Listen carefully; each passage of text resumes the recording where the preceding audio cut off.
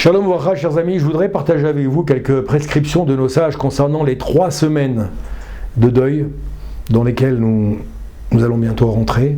Et cette période particulière qui, depuis le Rosh Chodesh du mois de Tammuz jusqu'à la fin de Tisha B'Av, va nous porter, va nous transporter. Essayez de réfléchir ensemble pendant toute cette période, peut-être par une série de petites interventions et de petits cours que vous pourrez retrouver comme ça sur le site Espace Torah, également sur ma chaîne YouTube.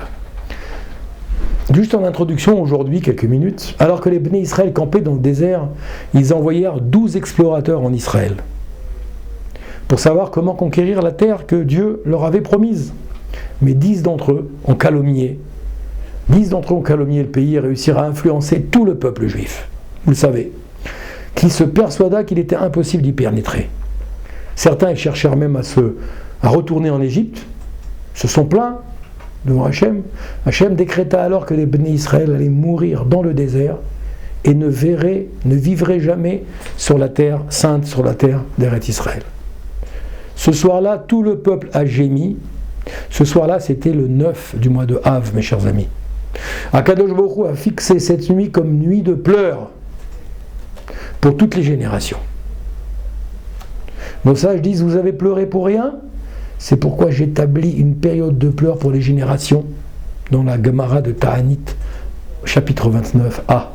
Rabbi Nathan, il explique là-bas, Vart Fogel il s'appelle, qu'en fin de compte, ce qu'on le reproche aux Juifs sortis d'Égypte, et comme le dit le verset dans Tehillim, d'avoir montré du dédain pour un pays délicieux.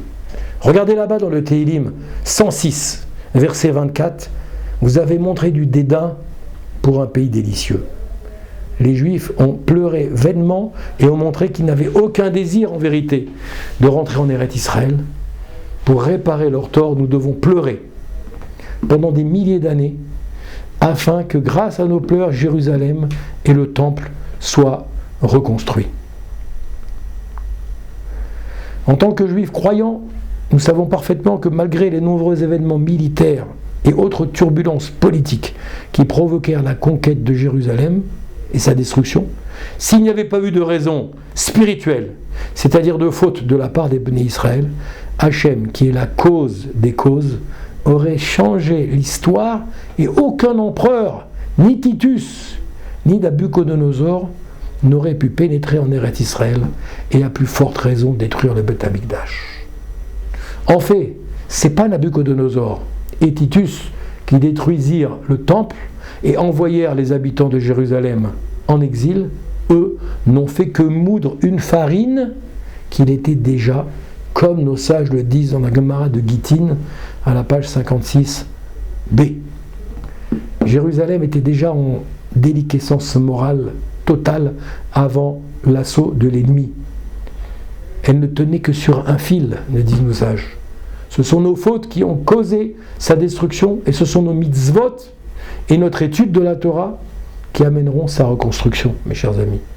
Chaque bonne action que nous faisons ajoute une brique dans la construction de la maison de Dieu, la maison d'Akadosh Baruch Hu. Le Khatam Sofer, grand maître commentateur de la Torah, il rajoute que les larmes versées sur Jérusalem permettent sa reconstruction.